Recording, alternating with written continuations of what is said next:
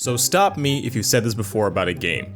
That was good, but it wasn't $60 good. At first glance, Doom Eternal is in fact a hard sell. An action shooter sequel that has a downgraded multiplayer from its lackluster predecessor, and the highlight being not even the single player's story, but just the gameplay. Now. What if I told you this game was that fun? So normally I break these videos into sections like this, but since the multiplayer is barely worth mentioning,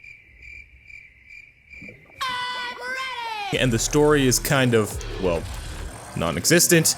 Okay, now look, here's the story as far as I know after just beating the game. Demons invade. Doom guy kills demons. Some lady is all like, "You, Doom guy, not even your obnoxiously large, unprotected biceps can stop the will of Satan.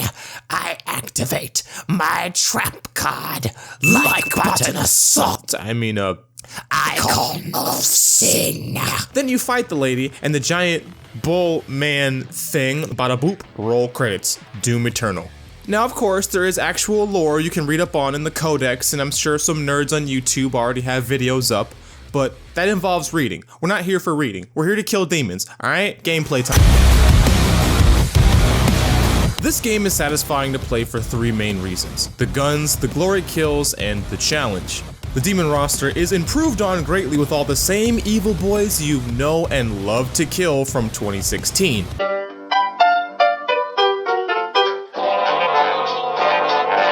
Zombie Boy with flamethrower. Zombie Boy plays Call of Duty. Schizophrenia personified. That one cartoon everyone forgot. Nightcrawler from X-Men. Spider Brain. Fat Boy extra thick. Floating Cyclops extra thick. Gym Rat, personal trainer, your stepdad. Carol Baskin definitely murdered her husband. Minotaur tank chainsaw thing. My ex-girlfriend when she's hungry.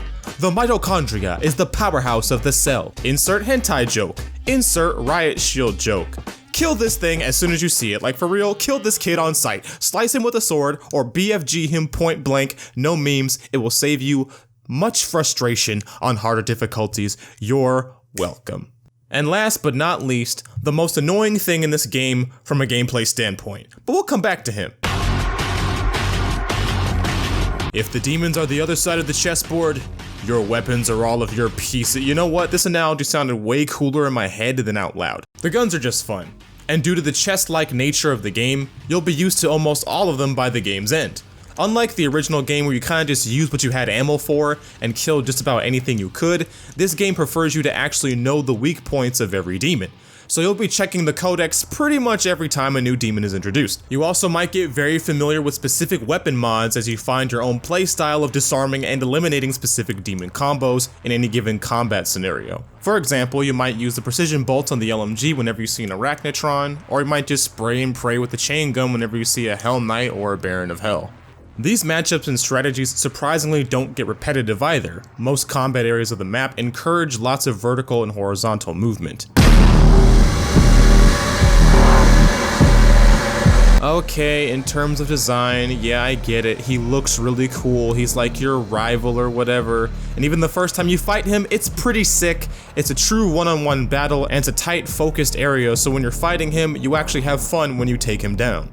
But the big issue I have with the Marauder is that he really is meant to be a one-on-one boss fight, and he's kind of just thrown in at random times with other demons. He's not really given any special entrance cue, so if you're in the heat of the moment and you're already moving around, he can quite literally run up on you and start blasting. He's also incredibly hyper-focused on you, meaning anything else in the battlefield you immediately have to kill, and forcing the Marauder to kind of just run around and chase you for a little bit, then you can take him out. Also, the only two weapons you can really counter him with are either the super shotgun or the ballista, really limiting your tactics and how you encounter him, making him kind of that lackluster boss fight that just kind of happens sporadically on repeat. What are some highlights? The boss fights are all pretty cool. There's a surprisingly decent amount of platforming and collectibles, and if you just fell in love with this game like I have, the challenges alone are enough to keep you coming back.